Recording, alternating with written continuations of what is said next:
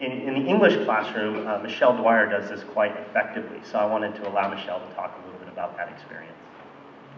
Thank you. Yes, and I do use Moodle. You're going to see that today, but I've been doing this for 6 or 7 years, way before we had Moodle, way before we had one-to-one laptop programs, so it's definitely doable. Blogger.com is a easy free one that I used earlier on.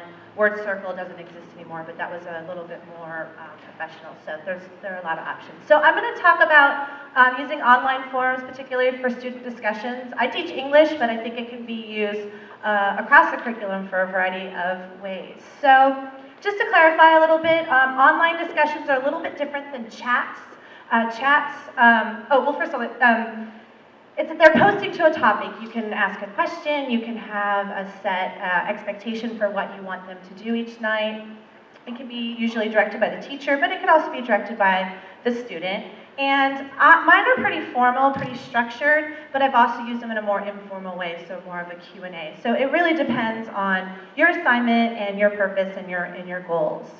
So that's the online discussion part. The forum part, which is the next slide, is a 2.0 tool. I can't even see my own slide. Where people reply through a threaded discussion. So it's different than a chat. A chat is ongoing, simultaneous, whereas this someone posts and then they reply to the post. So just to kind of clarify that. So advantages, you're here to find out why would you want to use this. So one of the things that I love about it is rather than the students just doing their work and turning it into you and then you grade it and put comments on it and it goes right back to them, they interact with each other. They see each other's comments, they see each other's insights, questions, reflections, and so it's more interactive and it's not just teacher-student, teacher-student, it's students with other students. I think as a result it becomes more meaningful for them. There's an actual audience besides the teacher, and as amazing as we think we are as audiences, their peers are much more interesting to them. So they they're challenged by the fact that their peers are going to be seeing their work. I find, too, that the turn-in rate tends to be higher. As soon as it's done, it's posted and it's turned in.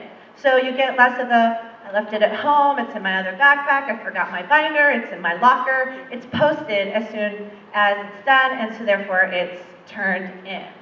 The positive peer pressure, again, their peers are going to see it. They want to turn in their work, they want to do good jobs, so they tend to elevate their level of work.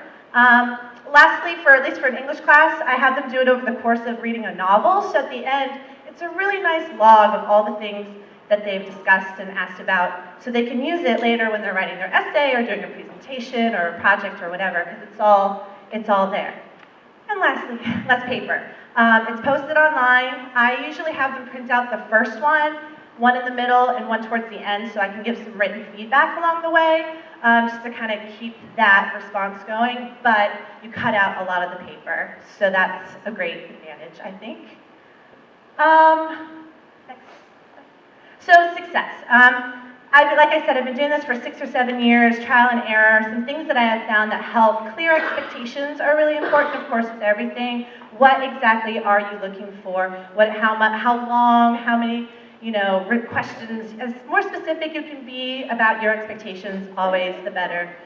Making the purpose clear, I really try to reinforce that you are a community. We are a community, and the idea is to share our thoughts and ideas with each other, and this is a forum, literally, for that. I like clear rubrics.